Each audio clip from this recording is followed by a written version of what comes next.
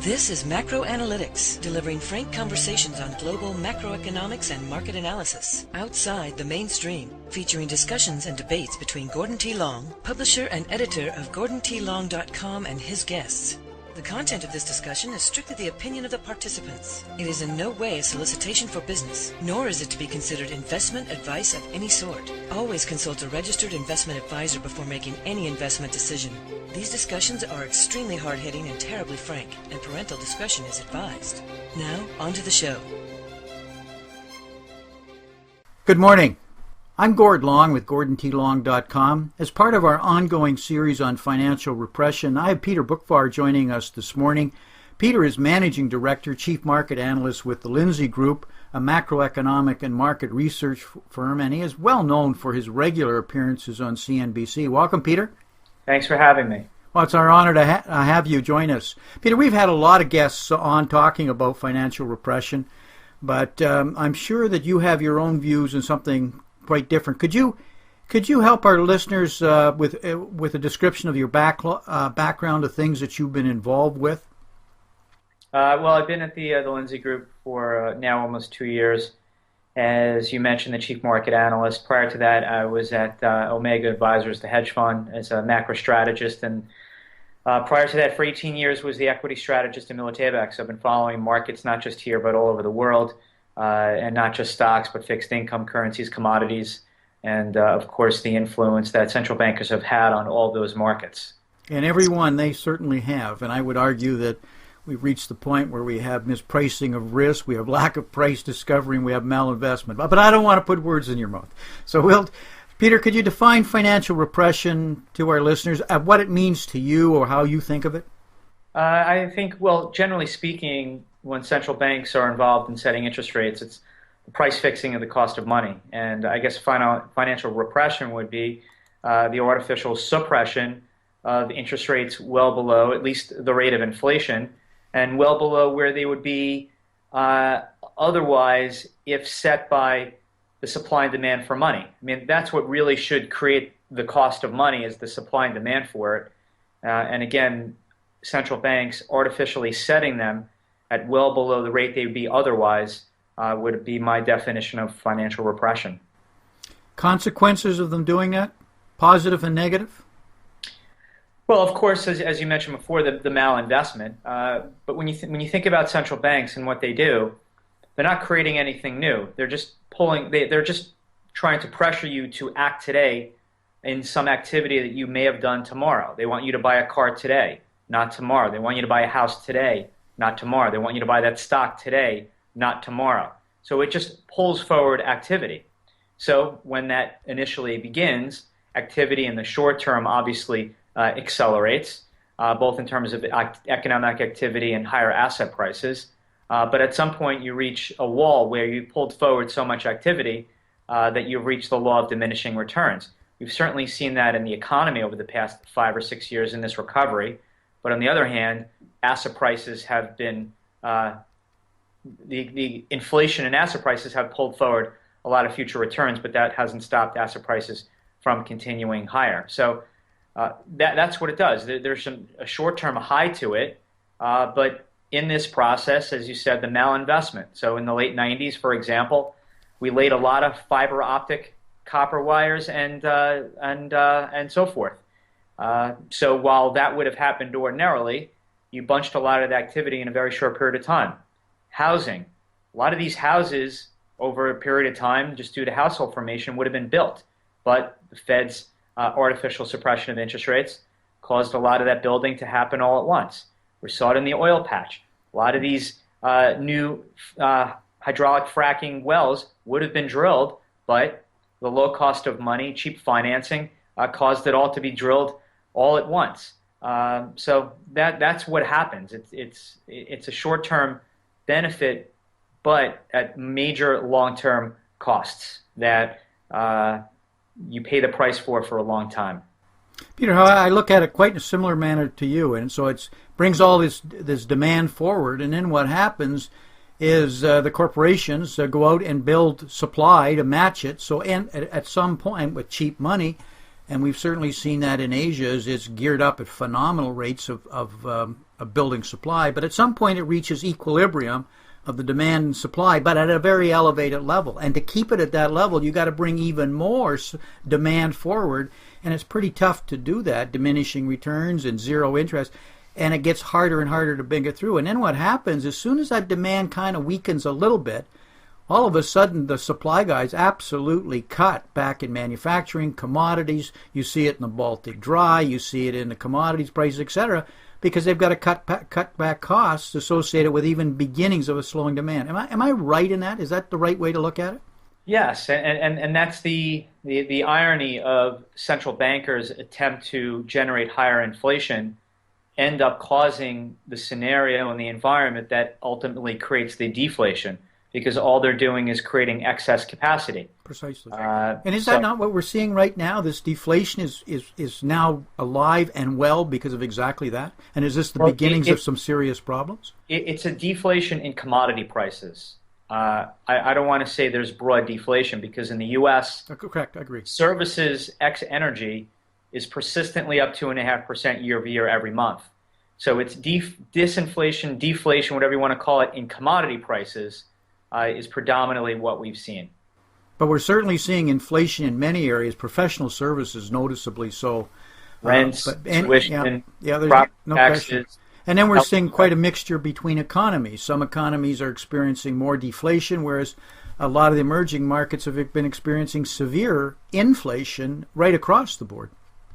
Right, exactly, particularly Brazil. Yeah. But some deflation sometimes is good. From where I come from, the United States, when prices get cheaper, it increases the demand for those goods.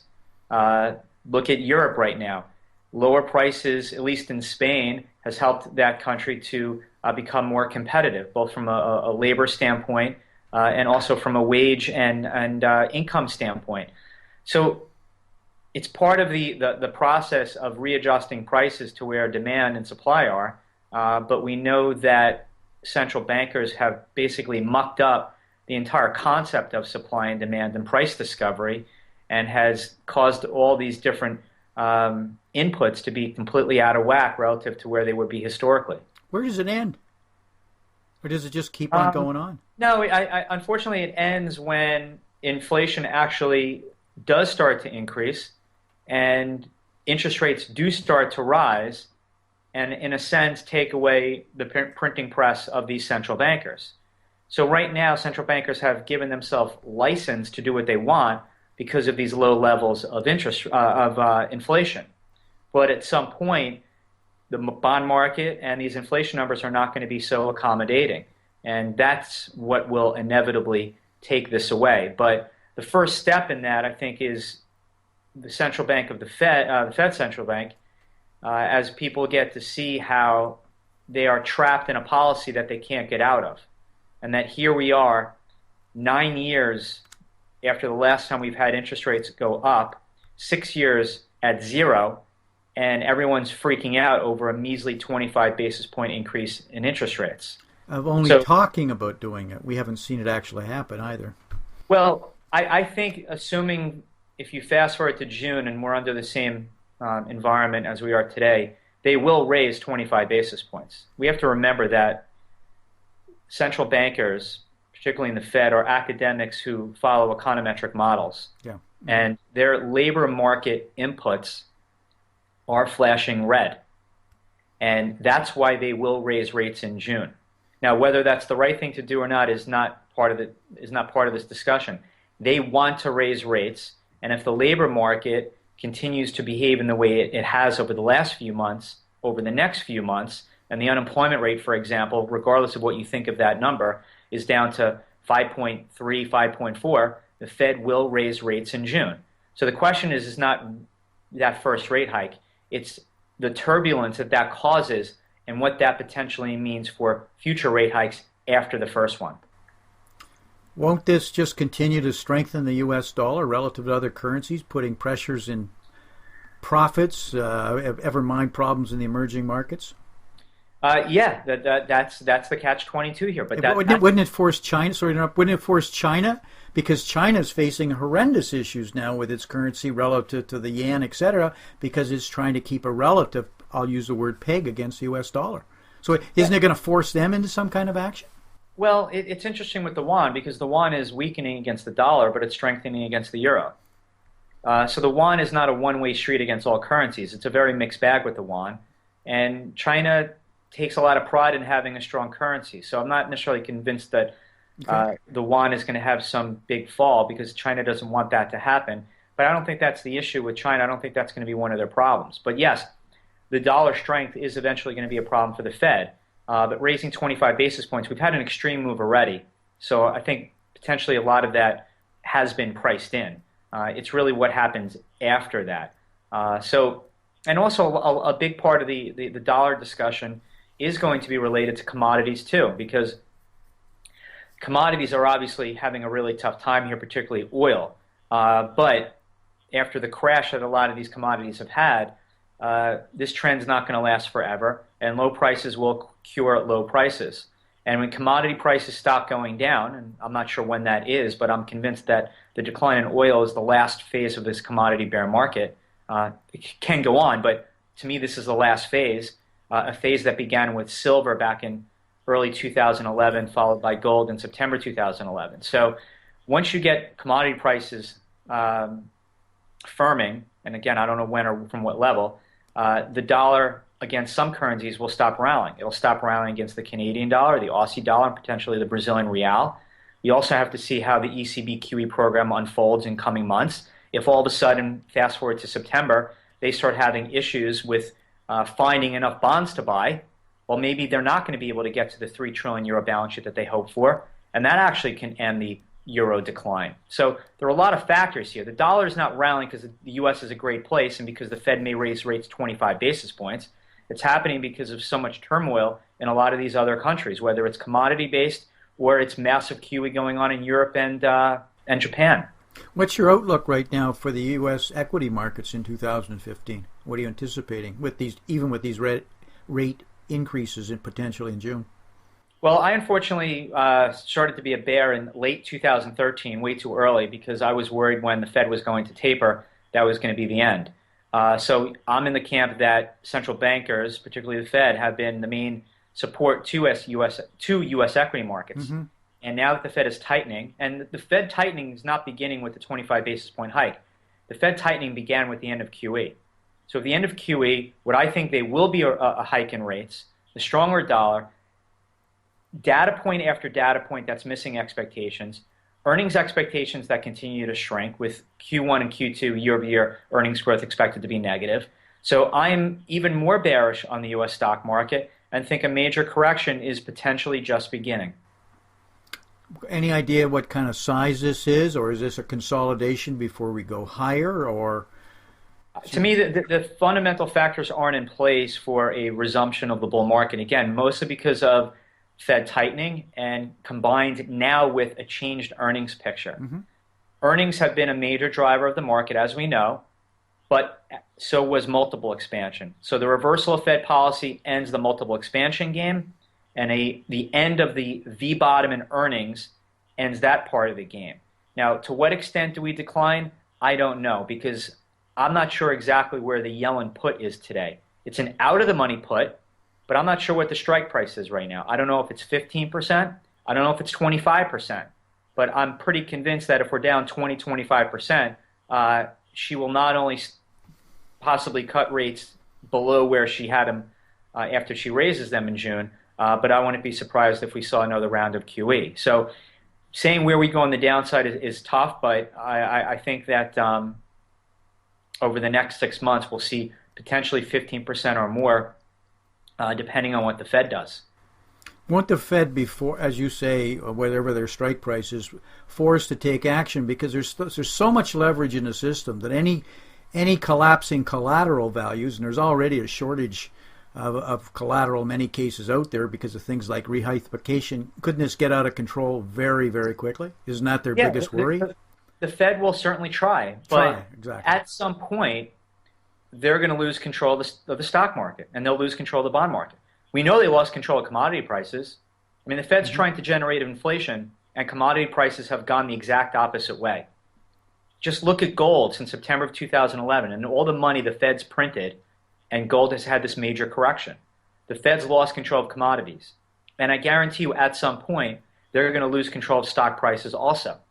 Certainly not from a lack of trying, but they will at some point, and that's when we have to get worried. I don't know when that point is going to be. I hope it doesn't necessarily happen because we don't want to see another repeat of 2008 or 2001, 2002. But we all have to remember that this is the third bubble in the last 15 years. This is obviously has different characteristics than the previous two, so we're not exactly sure how it plays out. But it's still a bubble nonetheless, and we know how bubbles end. We just don't know from what level and how bad it gets. I would argue, too, that this bubble is not just a U.S. technology bubble or a housing bubble like 2000. This is a global bubble. No question, and it's mostly manifested itself in the fixed income markets. Exactly. But everything else will not be immune from that when that bubble pops. So you can't have a Fed run into the rescue. It's very difficult to have a coordinated manner across many countries to move very, very quickly. And if something breaks, it can be very tough to even put it back together. There are no bullets left. There are no bullets left here. Going into the year, I said the ECB QE is the final act of global central bank largesse. These are the last bullets that are being expended. And, that can carry things for a little while, but this is it. This is the final phase of all the central bank activism that we've seen.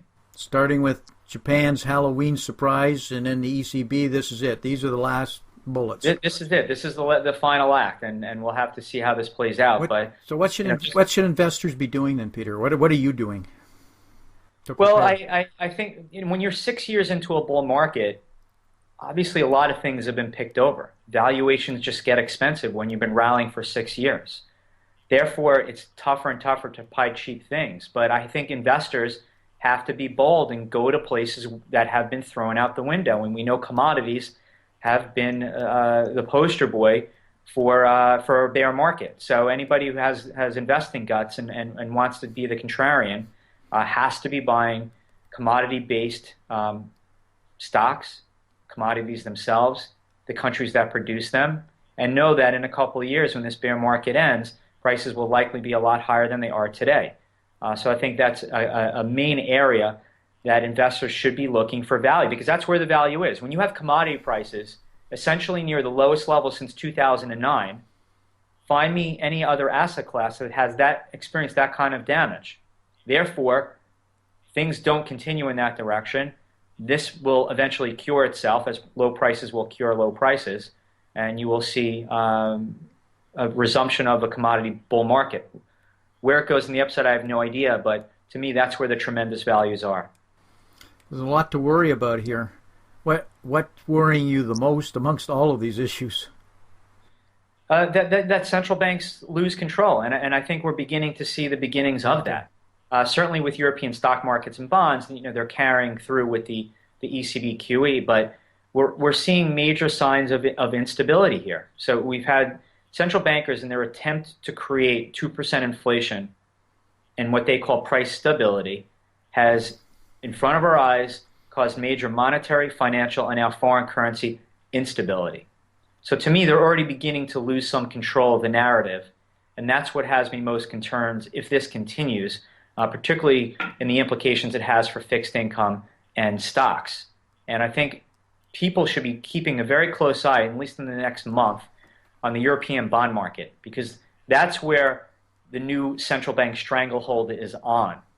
And if you see a repeat in Europe that we saw in the US when QE2 and QE3 began, where rates actually went up after the Fed began the programs, if that all of a sudden happens in Europe, well, then we potentially could have some problems globally with the rise in interest rates. So to me, central banks and them losing the faith of the markets is the biggest concern. I expect it to happen, but it'll be on a methodical pace, but one that I think we've already embarked on.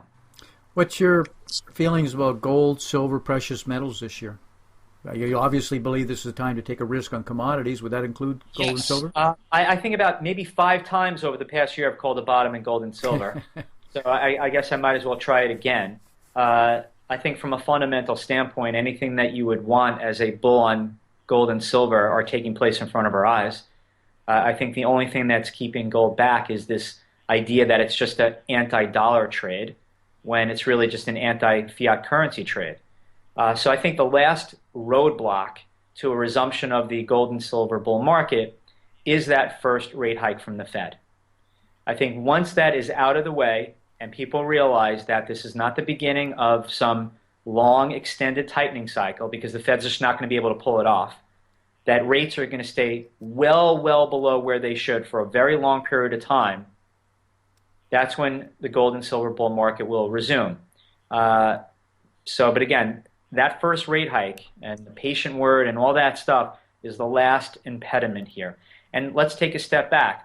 The dollar's had an extraordinary rally over the past year to 18 months, and gold has pretty much stopped going down. And I think from a technical standpoint, that says a lot. Now, can gold break its 1140 low on a short-term basis? Maybe, but give or take $50, gold has stopped going down with this ferocious rally in the dollar. And I think that says a lot, and people should not ignore that divergence. Well, I believe we're at really the cash cost to produce a gold right now across the board generally. So it's go any lower, they're going to start shutting down the gold mines, which is going to mean a supply problem. But it could go on a little lower. Our charts all say that we're very, very close to a long-term wedge, which is actually ending diagonal, which suggests that's a bullish sign. But time will tell on that one. That wasn't trading advice at all. Peter, any last comments you'd like to leave with our listeners? Key messages? Well, just one more thing with gold. We're 3.5 years into a bear market. That's a very long bear market. You've exhausted a lot of selling. And I think people have to take a step back and see what these central bankers are doing. I mean, there's literally monetary madness going on. And don't just trade gold because you see the dollar goes up and you want to sell gold and vice versa. Okay? Because gold is not just a replacement of the dollar. It is a form of money for 5,000 years, and it's replaced all forms of fiat currency. So once we shake and disconnect from this dollar trade, gold and silver have the potential of going dramatically higher over the next couple of years. So try to put aside the short-term gyrations and whether we trade 1100, 1200, we break 1140, we don't do it, and know that the risk to the downside is nothing like the potential upside from here. It's a good insurance policy, it sounds like. Yes, there's no doubt. But putting aside the insurance policy aspect of it, and listen, people should own gold and silver just to have it. But from a pure asset standpoint, and where do we make money in the markets? I would bet everything I have that over the next 5 years, gold and silver will well outperform the S&P 500 and fixed income. Key messages? Is that it? Is that what you think the key message you'd like to leave with our listeners? Investor, and one other thing in this investing world that's so complex that we're in right now, don't be afraid to own some cash. Cash is the most hated asset class probably outside of the metals. But cash is dry powder. Cash is optionality. Cash doesn't lose you money when other things go down. Maybe on a real basis, but on a nominal basis, it is something that I think investors should hold more of. Again, because I expect asset prices to correct over the next 6 months, and it allows you to take advantage of cheaper values, which I foresee coming. Peter, how could our listeners learn more about your writings, the work, and things you're involved with? The website of the firm is thelindsay.com, and you can learn more about us from there. Peter, been a pleasure. Thank you very much for sharing your views here today. I appreciate it. And we're going to have you back again and as the year goes on, because there's no question it's going to be another exciting year. Yes, very interesting. Thanks so much. Talk to you again. Have a good weekend. Yep, you too. Bye. This has been Gordon T. Long, editor and publisher of GordonTLong.com. New recordings are posted regularly and can be found at GordonTLong.com. New show notifications are available through RSS feed, iTunes, and other social networking venues at GordonTLong.com.